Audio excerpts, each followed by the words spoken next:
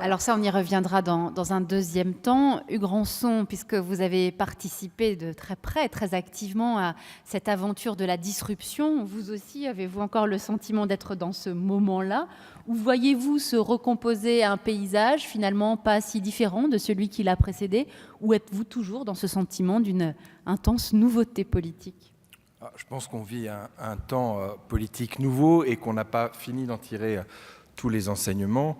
Et je crois qu'il faut quand même se replacer quelques mois en arrière. Ce qui s'est passé sur cette année 2017, personne n'imaginait que cela soit possible. Je parlais d'En Marche, mais il n'y a pas eu qu'En Marche. Il y a eu Nuit debout, la France insoumise et l'émergence d'un certain nombre de mouvements politiques nouveaux qui aujourd'hui animent la vie politique et institutionnelle et qui n'existaient pas il y a encore quelques mois. Pour En Marche, c'est un mouvement citoyen qui est né de la base, avec une expression anglaise que je me permettrai de faire vivre ici, qui est très bottom-up, où des gens se réunissent dans des comités locaux pour essayer de produire des idées, confronter des idées nouvelles. Et ce mouvement a eu une originalité, c'est de faire de son fondateur le président de la République pour sa première élection, pour sa première candidature à quelques postes à responsabilité que ce soit. Et le mouvement a eu une deuxième originalité, c'est de donner à ce président de la République nouveau une majorité absolue et très large, que certains ont même considéré et interprété comme étant pléthorique, mais ici à l'Assemblée nationale pour pouvoir avancer dans un programme de réforme qui n'avait pas été encore mené jusqu'à présent. Donc on a à la fois en 2017, l'explosion du système politique traditionnel, avec cette fracture dont on a parlé depuis tout à l'heure entre la droite et la gauche. Il y a une recomposition politique autour de nouvelles formations qui n'existaient pas, avec l'effondrement des grands partis traditionnels. Alors on peut se demander si ces partis traditionnels se sont effondrés. Sont-ils morts? Je ne le crois pas. Ont-ils été très asséchés? Je le pense.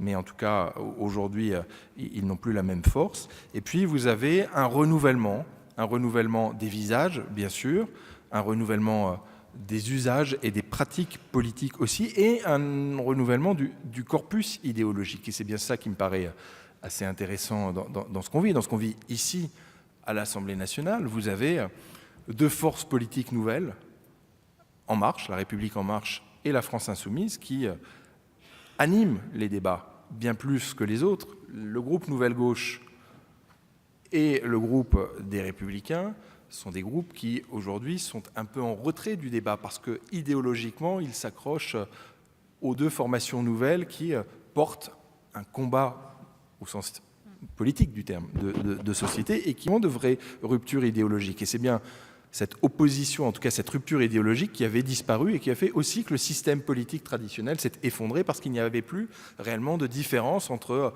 la droite de la gauche et la gauche de la droite et que les fractures au sein de chacune des familles politiques étaient bien plus importantes que les fractures entre les familles politiques elles-mêmes. Donc je crois que voilà, c'est très intéressant ce qu'on a vécu. On peut se questionner longuement sur les causes, et j'y reviendrai si vous le souhaitez, mais sans être trop long, je ne l'aborderai pas maintenant. Comment est-ce que ça a pu se produire? Cela s'explique. Et puis aujourd'hui, on peut se demander si c'est est-ce que En Marche ou est-ce que la présidence Macron, c'est un accident de l'histoire, un concours de circonstances, ou au contraire, est-ce que c'est en réalité un mouvement durable, pérenne, qui recompose la vie politique pour l'avenir? Je le crois, je pense que c'est le cas et je me battrai pour que ce soit le cas, parce que je crois précisément que la vie politique en est régénérée.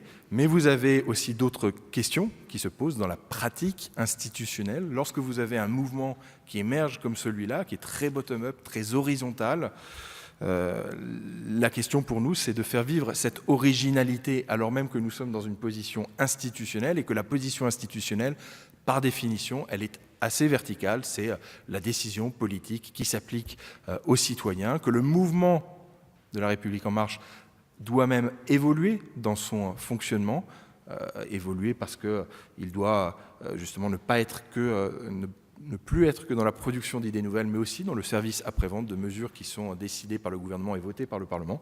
Donc je crois que la recomposition est assez durable, et en tout cas qu'on peut le souhaiter et que nous nous battrons pour qu'elle dure.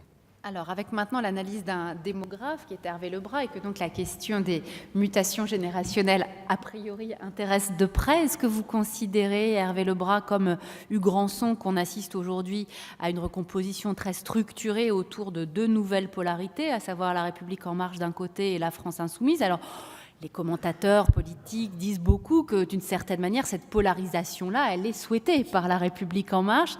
Je n'oublie pas non plus qu'au moment où nous parlons a lieu le congrès du vieux Parti socialiste à Aubervilliers, mais finalement, est-ce le congrès qui constate la mort de cette famille politique ou peut-être est-ce la première pierre d'une refondation ?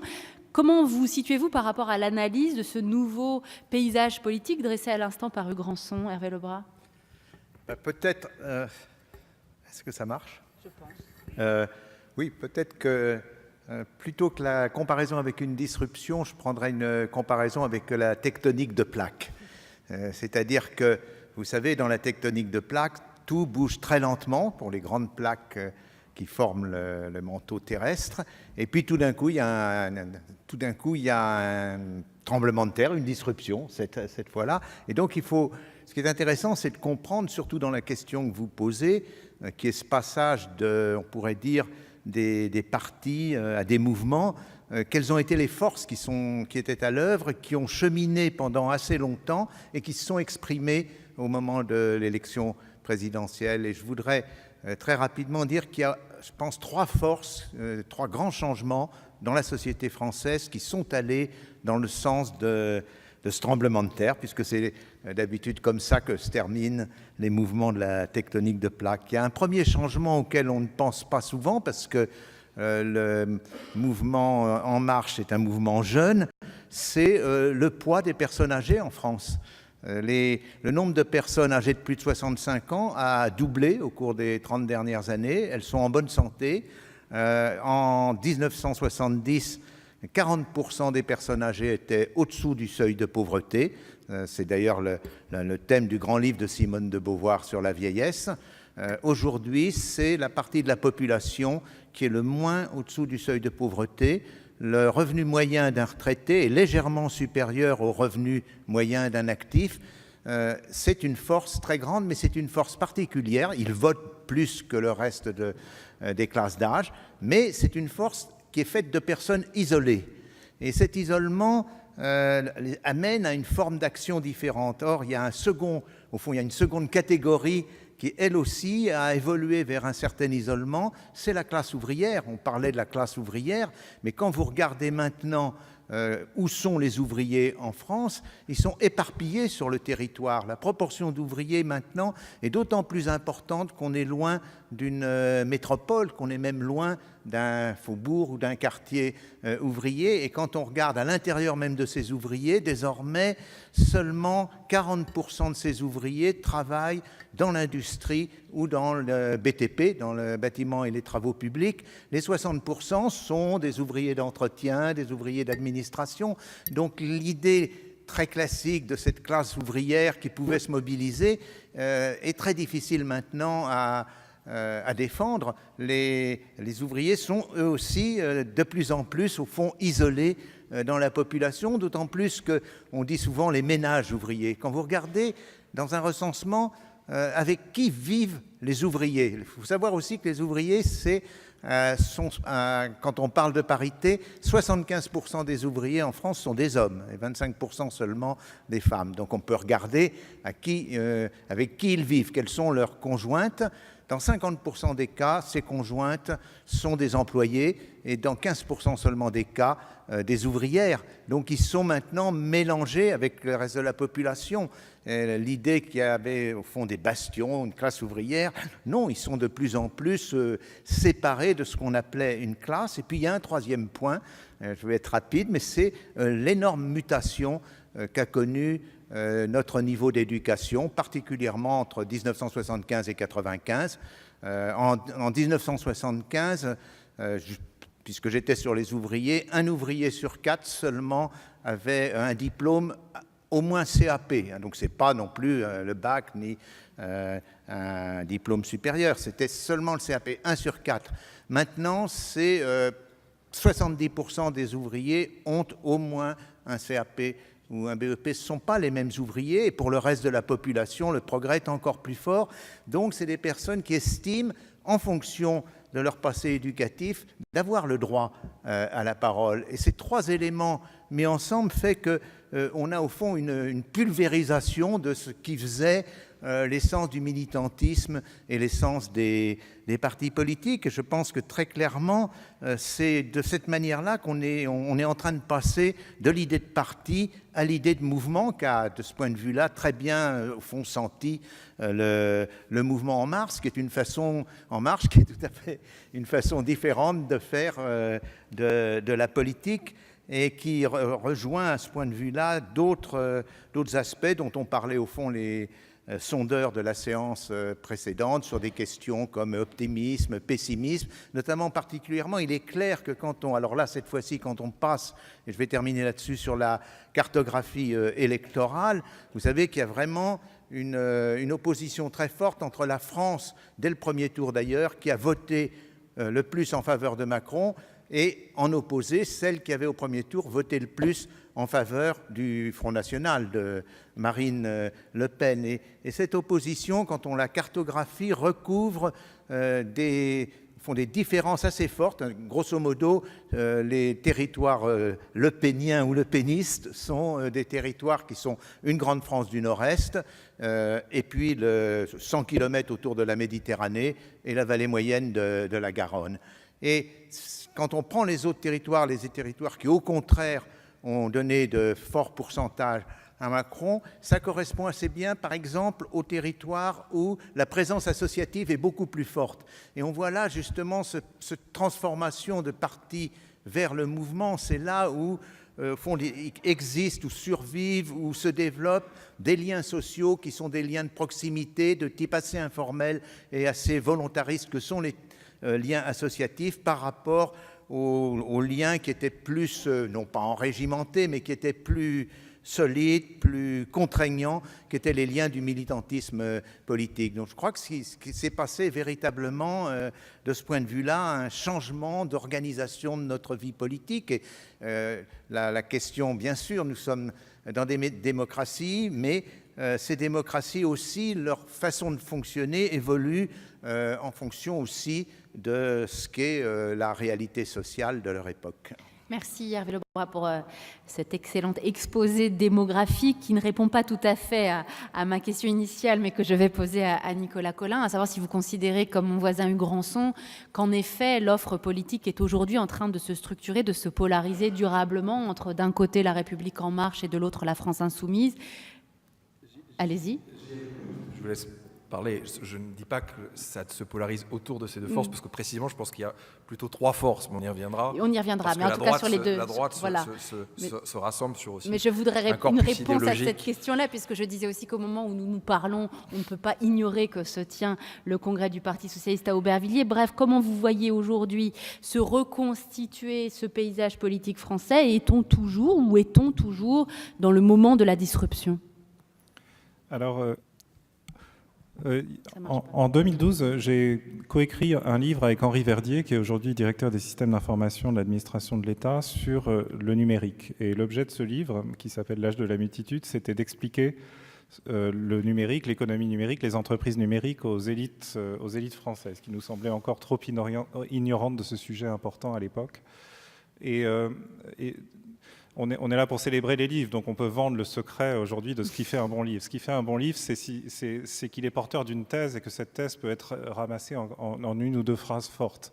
Et donc Henri et moi, avant d'écrire le livre, on a beaucoup réfléchi à comment ramener ce qu'on veut dire à une ou deux phrases. Et la loi explicative qu'on a choisi de mettre en avant pour expliquer ce que c'est que l'économie numérique, c'est voilà, le numérique, c'est quelque chose qui redistribue la puissance de l'intérieur vers l'extérieur des organisations.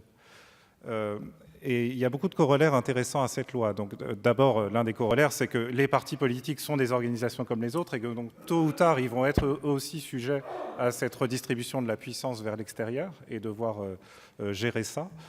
Mais un corollaire très intéressant à ça, c'est que ça ne veut pas dire que les organisations vont disparaître. Ça veut dire que les organisations, pour survivre dans une société plus numérique, doivent apprendre à apprivoiser la puissance qui est à l'extérieur d'elles-mêmes.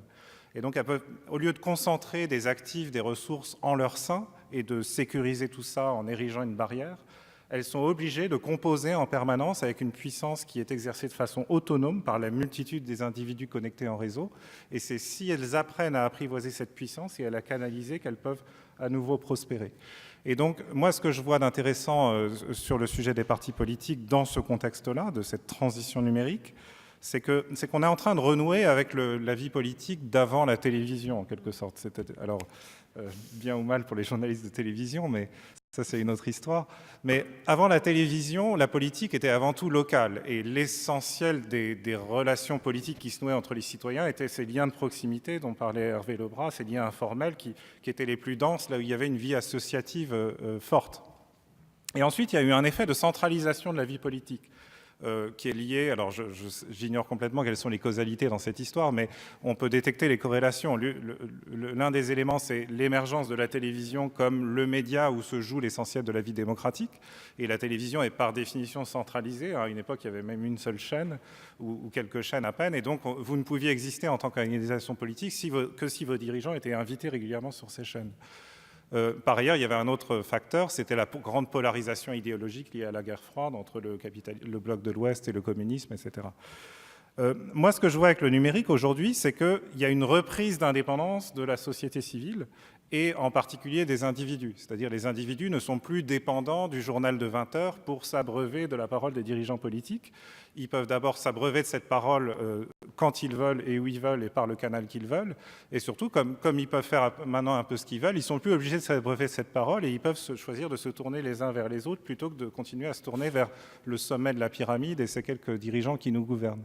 Et donc cette reprise d'indépendance des citoyens, elle se mesure à plein de choses. Elle se mesure au fait que, en gros, l'anecdote que j'aime bien raconter, c'est depuis une quinzaine d'années ou une vingtaine d'années, tous nos présidents de la République sont persuadés que quand la popularité s'effondre ou s'effrite, il suffit d'aller aux 20 heures, de remettre les choses à plat, et ensuite la popularité remonte en flèche. Et parce que tout le monde est obsédé par ce souvenir, je pense, un peu trop magnifié, de la fameuse interview du président Mitterrand par Yves Mourouzi. On s'est dit ça allait mal, il est allé faire le 20 heures de façon un peu décalée avec Yves Mourouzi, et ensuite c'est à nouveau allé bien. Et donc depuis, tout le monde essaie de faire ça. Le président Chirac, quand ça allait mal, essayait de faire un 20 heures pour relancer les choses. Là, Emmanuel Macron, Voilà. Emmanuel Macron a choisi un 13 heures pour un petit peu varier les plaisirs. Il semble bien que le 20 heures ne marche plus très bien, en fait.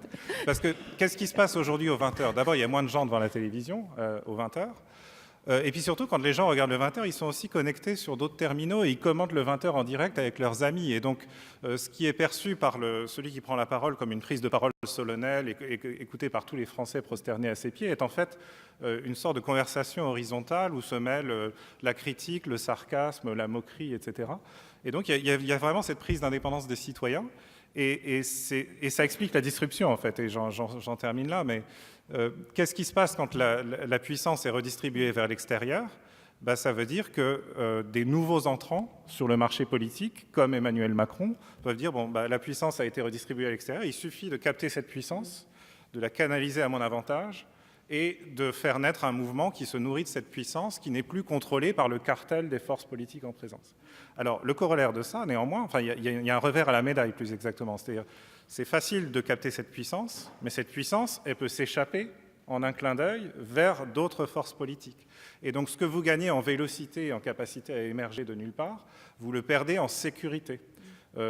Ça se voit aujourd'hui sur Facebook. En fait, Facebook a l'air invincible si on est prisonnier du paradigme de l'économie de masse du XXe siècle.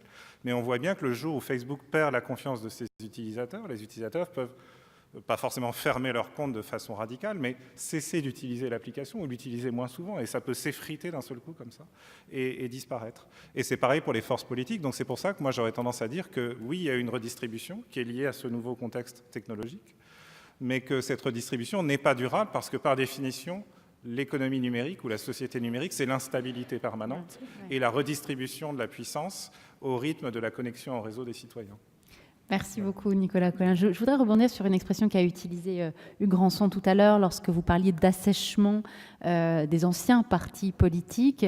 Est-ce qu'un parti asséché peut de nouveau retrouver une essence, Myriam Revaud-Dallon? Alors, si vous permettez, moi je ne reprendrai pas exactement la question de cette façon. Je dirais que si disruption il y a eu, c'est quand même parti d'un problème absolument extrêmement grave qui a été ce qu'on a appelé la crise de la représentation, qui n'est pas nécessaire au fond, sur laquelle il n'est pas nécessaire de revenir, une crise de la représentation politique qui s'est traduite de toutes sortes de manières, par la défiance à l'égard du personnel politique, par la montée de l'abstention, etc. Donc, le problème est de savoir si, au fond, la demande de représentation des citoyens, ça consiste simplement à vouloir être représenté passivement par des individus ou des pouvoirs à qui on va déléguer ce pouvoir. Est-ce que, au fond, être représenté, c'est simplement voter pour des gens qui vont agir à notre place? Ou bien est-ce que fondamentalement, la représentation, ce n'est pas aussi la volonté ou le désir des citoyens de se représenter eux-mêmes en tant que citoyens et en tant que citoyens agissants? Je sais bien que nous ne sommes pas dans une démocratie directe, nous sommes dans une démocratie représentative, il y a des médiations institutionnelles, mais il y a quand même une manière, puisque c'était dans l'intitulé de cette table ronde, pour les citoyens de se représenter comme citoyens agissants. Toute la question est de savoir si ce à quoi nous assistons, vous avez parlé de renouvellement du corpus idéologique, vous avez parlé de la majorité absolue qui est donnée au président de la République afin que ça lui permette de gouverner efficacement et d'installer son calendrier de réforme. Je vous signalerai simplement que l'inversion du calendrier parlementaire, elle est bien antérieure à cette mandature. Et je me pose la question de savoir si, au fond, ces modalités sont véritablement des modalités qui satisfont à la demande fondamentale des citoyens de se représenter comme tels. Ce que je remarque, c'est que quand on dit on va donner une majorité absolue au président de la République pour qu'il puisse installer son calendrier de réforme, je pense que c'est une demande qui porte sur l'efficacité, qui accentue la verticalité, qui atténue tout ce qui est de l'ordre de l'horizontalité dans la démocratie et du conflit démocratique, parce qu'on pourrait aller encore plus loin et se référer au sondage qui avait été publié dans Le Monde, je crois en octobre 2016, et qui faisait état du fait qu'un tiers des Français considérait qu'au fond la démocratie n'était pas si fondamentale que ça et qu'il fallait effectivement renforcer le pouvoir exécutif afin de ne pas être obstrué par des débats parlementaires à l'infini. Au fond, ça veut dire que donner une majorité absolue au président de la République, ça pourrait très très bien se combiner avec un régime de type autoritaire. Si on prend la formule telle qu'elle, je ne dis pas que c'est ce que vous avez dit, mais Mon voisin fait une drôle de tête. Je la prends comme telle. Ouais, voilà. Et d'autre part, la deuxième chose, c'est que dans ces mouvements qui viennent en lieu et place des partis et qui, au départ, sont censés être des mouvements qui émanent de ce qu'on appelle la société civile et qui laissent une très grande place à l'horizontalité.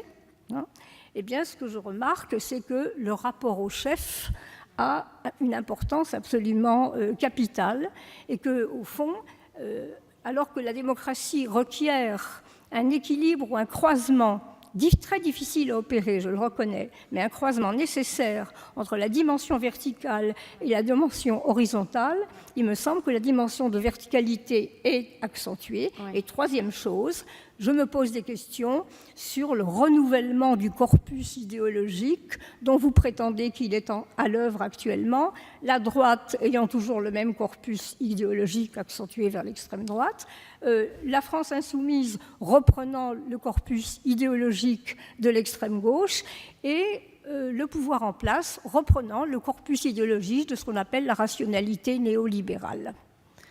Eh bien voilà enfin une réponse à cette question initiale que nous nous posions. Au moins quelqu'un à cette table qui s'est risqué à nous décrire ce que serait cette recomposition politique. Il y a beaucoup de choses sur lesquelles je voudrais revenir avec vous, Hugues Rançon, mais notamment sur le défi de réinventer le parti ou le mouvement. Myriam Revaud-Dallon parlait finalement d'un retour d'une verticalité après une campagne où au contraire on a beaucoup entendu des promesses de réinvention de la forme partisane. On sait notamment par exemple qu'un Jean-Luc Mélenchon a regardé de très près ce qu'avait pu écrire en son temps au début du XXe siècle un certain Saul Alinsky, qui est ce sociologue américain qui pensait qu'on pouvait remobiliser les gens pour en faire des militants dans les zones populaires, justement en agrégeant leur colère ou leur motif de mécontentement. On sait, vous l'avez dit, que La République En Marche voulait faire du bottom-up et donc d'une certaine manière aussi revivifier le fonctionnement partisan. Est-ce que vous avez le sentiment que vous répondez complètement à cette promesse de campagne ? Je vais vous répondre à ça en reprenant quand même l'origine de la réflexion sur l'évolution aussi de la démocratie. Vous disiez à très juste titre qu'il y a ce croisement entre verticalité et horizontalité.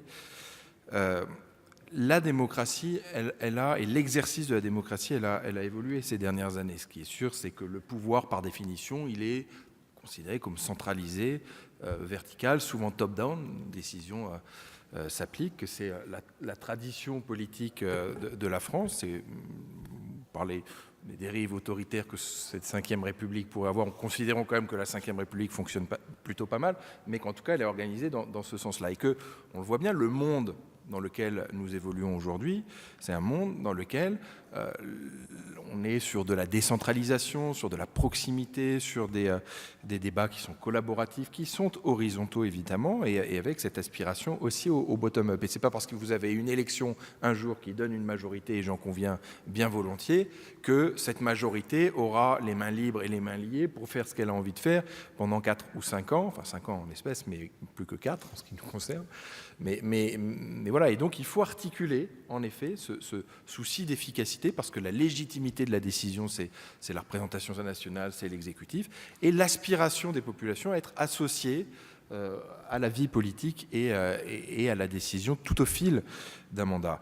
La démocratie a évolué, et du coup les partis politiques ont dû évoluer. Alors c'est l'émergence, on l'a vu, de la République En Marche, de la France Insoumise, mais tous les partis politiques, même les plus anciens, sont aujourd'hui obligés de tirer les conséquences de cette transformation. Les partis politiques, ils existent encore aujourd'hui, mais ils ne peuvent plus exister comme ils existaient hier. Il y a des fonctions traditionnelles que tous les mouvements, partis, appelons-les comme on le souhaite, vont continuer à exercer. C'est la formation des citoyens, la formation des cadres, c'est évidemment préparer des élections et aller à la conquête de territoires avec des programmes, des idées à mettre en valeur. C'est de former justement ces futurs élus, de faire venir des gens à la politique en les mettant sur des listes. Ça, c'est évidemment les fonctions traditionnelles du parti. Et puis, vous comprenez bien que dans ce qu'on vit aujourd'hui, il y a des nouvelles fonctions. On attend autre chose d'un mouvement politique. Déjà, c'est le fait de ne pas être pieds et poings liés par une adhésion qui vous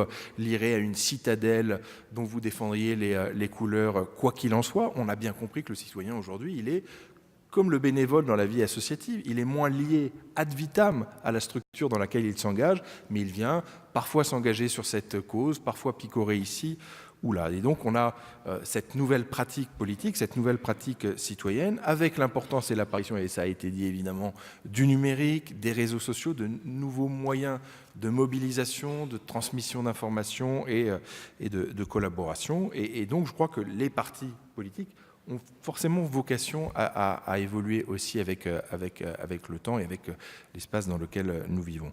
Et puis, il y a la question de l'idéologie. Je rebondis sur ce que vous dites.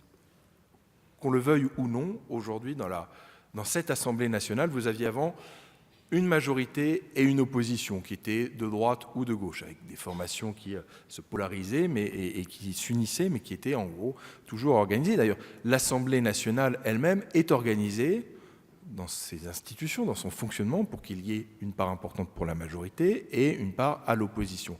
Aujourd'hui, vous avez un groupe majoritaire, un groupe qui est un groupe de la majorité présidentielle qui est le MoDem, et vous avez 5 oppositions différentes, avec 5 groupes politiques, les Républicains, l'UDI Agir, la gauche démocrate, enfin en tout cas les communistes, la France Insoumise et la Nouvelle Gauche. Et donc on a une recomposition de facto complète. Pour autant, on voit bien que lorsqu'on s'intéresse au fond des choses, vous avez une articulation autour de 3 pôles, trois pôles que vous avez identifiés très bien d'ailleurs. Un pôle de droite qui, idéologiquement, alors pardon, ça va être un petit jugement de valeur, mais qui ne vous surprendra pas dans ma bouche, mais qui se rétrécit et qui en effet se rapproche d'une droite ultra-conservatrice, sur le modèle d'ailleurs de ce qui se passe aux États-Unis, avec l'influence de groupuscules, les Tea Party aux États-Unis, ou un certain nombre d'associations comme Sens Commun en France. Et donc vous avez ce bloc de droite qui se radicalise, vous avez une gauche qui s'articule autour de la France insoumise, et qui n'est pas liée qu'à la France insoumise, mais on voit bien que le discours de gauche aujourd'hui est un discours de gauche plus radicale, et les événements de cette semaine, et en tout cas le rassemblement de l'Union des gauches au Tréport l'a prouvé. Il y a un rassemblement d'un certain nombre de forces de gauche autour de cette doctrine politique, et vous avez un espace central que je ne qualifierai pas exactement comme vous, que j'appellerais plutôt progressiste, et qui se rassemble derrière des valeurs très simples que sont l'Europe, la République, l'environnement, la redistribution de richesses, à la seule condition qu'on ait pu créer des richesses auparavant. Mais on a donc une recomposition, je crois, de la vie politique autour de ces 3 pôles de pensée, ces 3 grands courants de pensée, et que les formations politiques, je ne sais pas si elles en tirent toutes les conséquences. On aurait pu imaginer, c'était mon intervention tout à l'heure sur la fragmentation, elles se sont plutôt asséchées, elles ne se sont pas fracturées. On voit bien, les Républicains, il n'y a pas eu de grande scission au sein des Républicains, ça aurait pu avoir lieu, ça n'a pas eu lieu, mais il y a donc, on va voir comment les choses évoluent avec le personnel politique, les parlementaires et les responsables des Républicains par rapport à la doctrine de Laurent Wauquiez, mais il y a évidemment ce que j'appelle un rétrécissement. Donc, la vie politique en France aujourd'hui, et je commençais mon propos par ça tout à l'heure, elle se recompose, et nous n'avons pas encore tiré tous les enseignements de cette recomposition, parce que je crois justement que chacun a encore à se positionner par rapport à ces grandes évolutions. Hervé Lebrun. La question qui est aussi posée, c'est la durabilité, d'une certaine manière, de cette recomposition. Et je crois là, au fond, je vais reprendre une formule, puisqu'on est à 50 ans de 1968, vous vous souvenez, cette formule, c'était « sous les pavés, la plage ». Donc, qu'est-ce qu'il y a sous cette recomposition?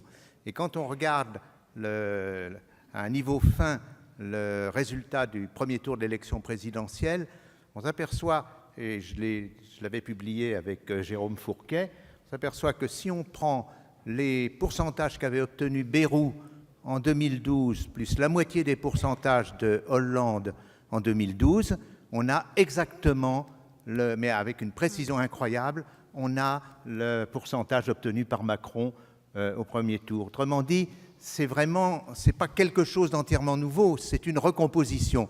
La question, c'est, à partir du moment où vous l'avez vu dans le sondage qui était commenté précédemment, où gauche et droite continuent d'exister dans l'esprit des Français et aussi dans leur comportement, la question, c'est est-ce que cette soudure va tenir très longtemps? Et je crois que c'est ce qui est posé, y compris dans la crise actuelle. Je n'ai pas de réponse, mais c'est là qu'au fond, l'ancien revient sur le nouveau et quelque part peut-être le menace. Je ne sais pas si ça vous plaît d'être une sorte finalement de bayrouisme et d'hollandisme qui aurait réussi, Hugues Rançon, mais je vais d'abord... À titre personnel, ça ne me déplaît pas. Je vais d'abord donner la parole à Nicolas Colin sur cette recomposition qu'on commence enfin dans cette table ronde à savoir appréhender et palper. Ouais. Nommer en tout cas. La recomposition, elle est logique dans une période de transition technologique et économique. C'est-à-dire, si on se retourne sur l'histoire du XXe siècle, on s'aperçoit que les partis politiques et les grandes idéologies avec lesquelles on a été habitué à vivre notre démocratie sont finalement d'apparition très récente. Et surtout, ce qui doit nous mettre la puce à l'oreille, c'est que tout cela est apparu dans un contexte technologique et économique bien précis, qui est l'économie fordiste, la production de masse et la consommation de masse tirée par la croissance des 30 Glorieuses et solvabilisée par un système de protection sociale et un système financier qui tournait de façon parfaitement équilibrée à plein régime.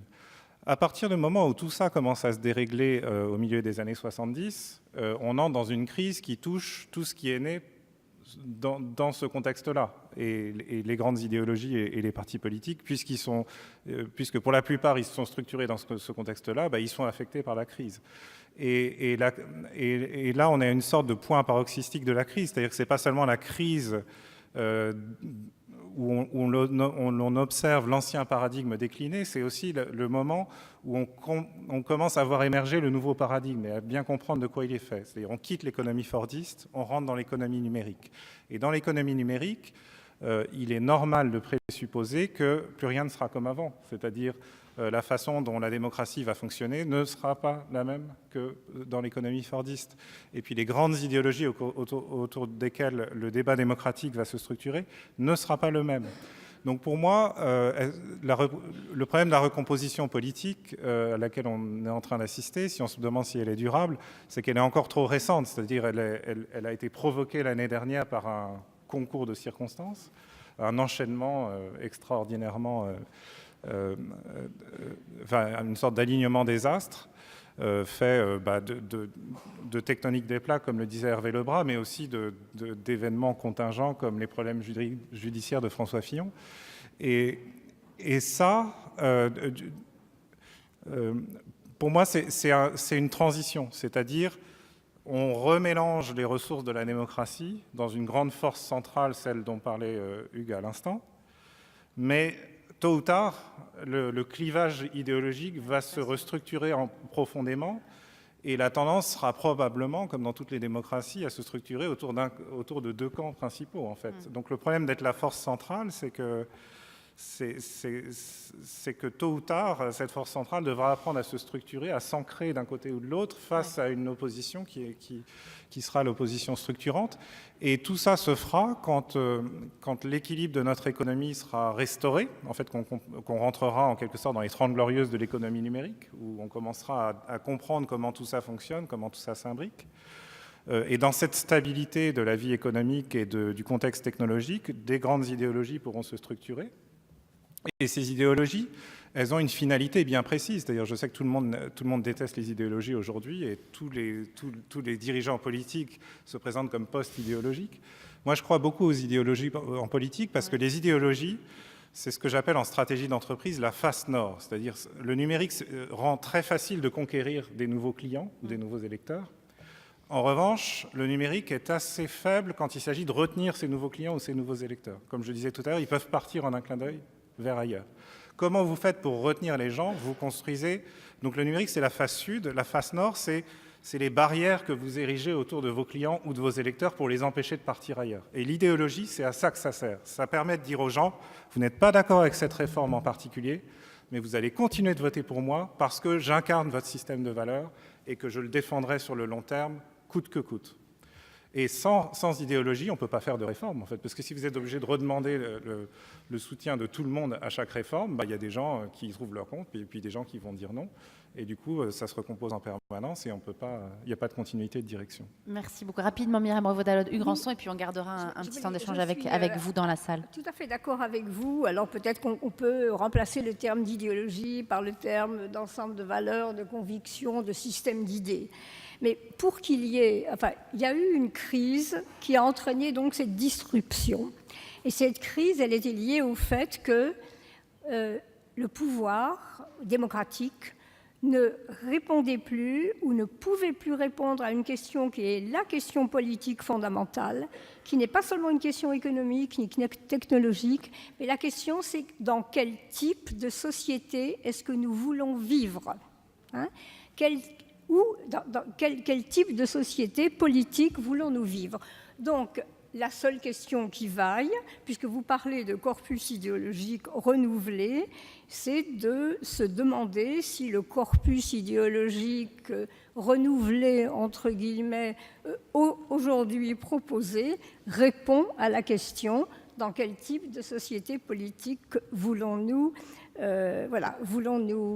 vivre. Et effectivement, je crois, comme vous, que le fait de dire en même temps, et le en même temps n'étant pas du tout un en même temps tragique, c'est-à-dire caractéristique du conflit démocratique, je pense que c'est non seulement c'est un facteur non pas d'instabilité tellement parce que l'instabilité elle est propre à la démocratie, mais un facteur de dissolution même du contenu. Le mot de la fin, Hugues Rançon, et les questions de la salle. Alors, le en même temps, c'est plutôt un refus de la vision assez simpliste et manichéenne de la politique dans lesquelles il y aurait le bon et le mal, le vainqueur et le vaincu. Le conflit, c'est pas la guerre, le conflit, c'est pas l'antagonisme, le conflit démocratique. Très présent, notamment dans un cas de c'est pas l'opposition du bien et du mal. S'il n'y La a pas de démocratie, s'il n'y a pas de conflit. Sur l'idéologie. La démocratie, c'est la conflictualité. La question sur l'idéologie, elle me paraît importante parce que précisément quand on veut porter un programme de réforme comme on le fait aujourd'hui, à mon avis, il y a 4 conditions pour que ce programme de réforme soit réussi. La première des conditions, c'est d'avoir un diagnostic partagé, c'est de pouvoir se mettre d'accord sur des mots, sur ce dont souffre un pays ou une collectivité, pour pouvoir ensuite évoquer les remèdes ensemble. C'est ce qui avait été fait, c'est une originalité d'En Marche avec la Grande Marche, et on lance aujourd'hui la Grande Marche européenne au niveau justement de la question européenne. Je crois que c'est important de rentrer dans cette logique, d'aller voir les gens pour leur demander leur sensibilité et leur avis. La deuxième condition, c'est de pouvoir appliquer un programme, c'est-à-dire d'avoir l'onction d'un suffrage, évidemment, et de pouvoir appliquer de manière presque intransigeante le programme électoral pour lequel on a été élu. Ça paraît complètement révolutionnaire en 2018, j'en ai conscience puisqu'on nous interroge beaucoup là-dessus, mais vous avez une majorité qui souhaite en effet appliquer le programme pour lequel elle a été élue et tenir les promesses qu'elle a prises devant les citoyens. Mais ce n'est pas, je crois, suffisant. Il faut par ailleurs faire de la pédagogie de chacune des réformes, expliquer pourquoi est-ce qu'on le fait, dans quel domaine, la SNCF, les retraites, que sais-je encore. C'est important de faire de la pédagogie. Mais ce qui nous manque peut-être encore aujourd'hui, là je vous rejoins, c'est de pouvoir réfléchir à notre corpus, à la société que nous souhaitons. Et aujourd'hui, nous devons mieux, nous, à La République En Marche sans aucun doute, mais d'autres mouvements politiques, expliquer aux Français la société que nous recherchons en menant ces différentes réformes. A fortiori, lorsqu'on les mène de front, il faut expliquer en réalité l'état de la société que l'on poursuit ou ce que nous souhaitons rendre aux électeurs à la fin et au terme de notre mandat. D'avoir une idéologie. Et je crois qu'il ne au faut sens étymologique certainement du terme. pas avoir peur d'avoir une idéologie, parce que précisément... Parce que ça s'oppose parfois à cette notion de pragmatisme et que je vous mettez l'ai très dit, souvent en avant. Je souhaite précisément, moi, qu'on ne soit pas dans un accident de l'histoire, mais qu'on soit dans une recomposition pérenne, mais que la recomposition, et vous avez raison de l'avoir rappelé, ne peut être pérenne que si on se réfère justement à une identité politique. Et il faut travailler à cette identité politique-là, parce qu'aujourd'hui, on est dans l'application d'un programme, parce qu'on a eu le mandat de mener ces réformes, mais qu'au cours de notre mandat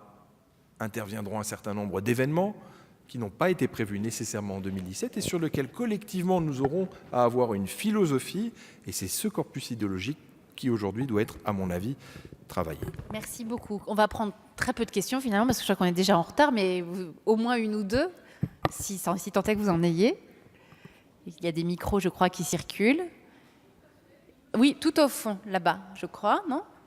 J'ai vu une main se lever.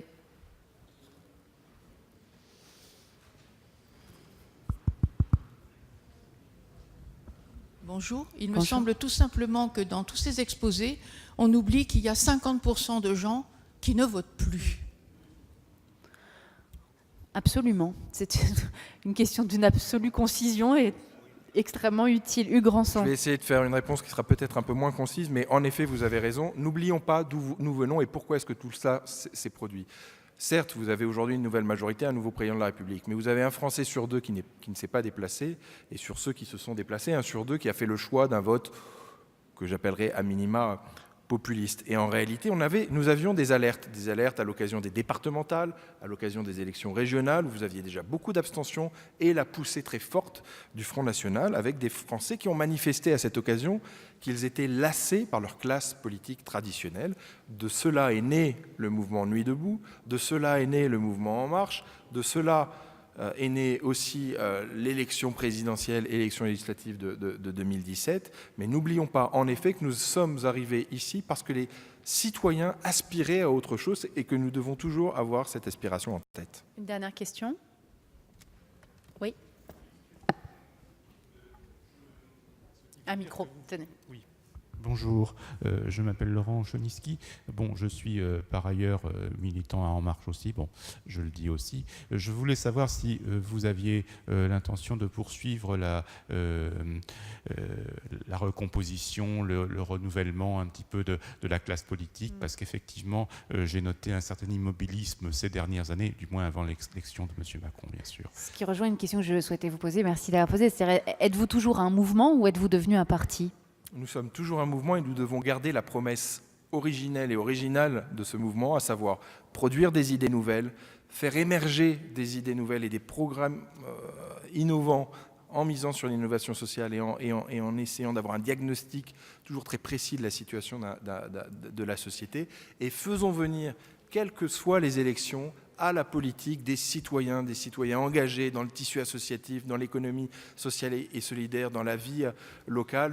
Faisons-le vivre aux élections municipales, aux élections régionales, aux élections européennes. Justement, nous avons une obligation de résultat pour régénérer la démocratie. Vous savez, le renouvellement, c'est pas avoir des nouvelles têtes en 2017, et j'en suis une, qui vont tout truster et tous les postes pendant les 20 prochaines années. Nous serions évidemment dans la trahison de notre promesse, c'est que ces têtes-là nouvelles puissent garantir justement qu'on soit dans un renouvellement perpétuel sur toutes les échéances à venir. Et ce sera le mot de la fin. Merci beaucoup à tous.